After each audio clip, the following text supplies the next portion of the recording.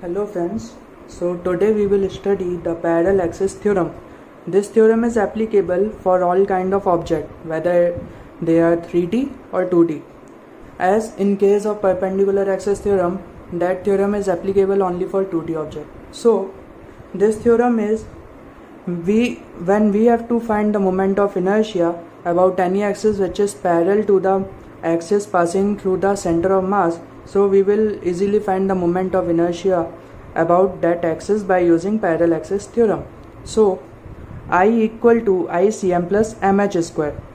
It gives the formula where I equal to moment of inertia about the required axis, ICM equal to I about an axis, moment of inertia about an axis which is passing through center of mass and is parallel to the required axis, M equal to total mass, and H equal to perpendicular distance between the two parallel axes.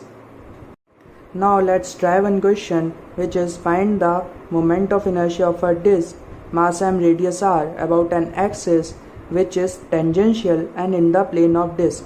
So we have to find the moment of inertia of a disk about this axis. So applying parallel axis theorem, so ICM equal to ICM plus mh square, where ICM equal to moment of inertia about an axis which is passing through center of mass. So this axis, which is the moment of inertia of the disk about its diameter, which is mr square by 4 plus m into h. So h is the perpendicular distance of the axis from the center of mass. So this is r. So mr square. So we get the answer as mr square by 4 plus mr square, which is 5 by 4 mr square.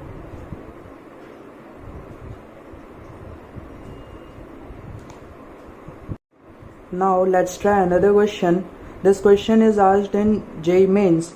So question is, moment of inertia of a rod about any axis is ml square by 9. Find the distance of this axis from the center. So we have given that I equal to ml square by 9. Okay, and we also know that ICM, which is moment of inertia about center of mass, is ml square by 12.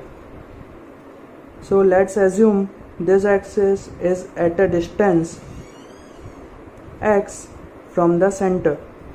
This is the axis of center of mass and this is our axis which is asked in the question.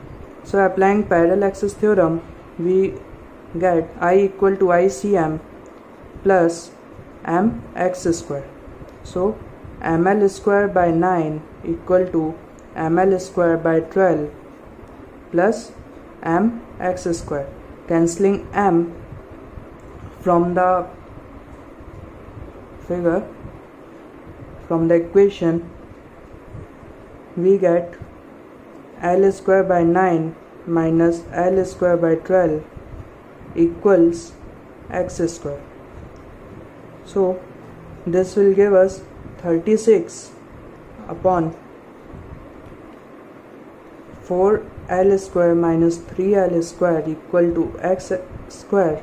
So l square by 36 equal to x square, taking under root, so we get x equal to l by 6.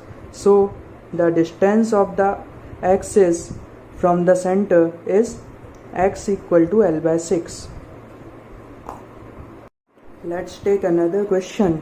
Find the moment of inertia of an inverted T section about an axis which is passing through A if this arrangement is oscillating in the plane of board. So the axis is passing like this, and this arrangement is consist of two rods, each having mass m, length l. Okay, so for finding the moment of inertia about this axis, we apply the parallel axis theorem. So finding the moment of inertia about the center of mass of this rod and this rod. Okay, So ICM of this rod will be ml square by 12, and let's name it as 1 and 2, and ICM of this second rod will be along this axis will be ml square by 12. Now applying parallel axis theorem.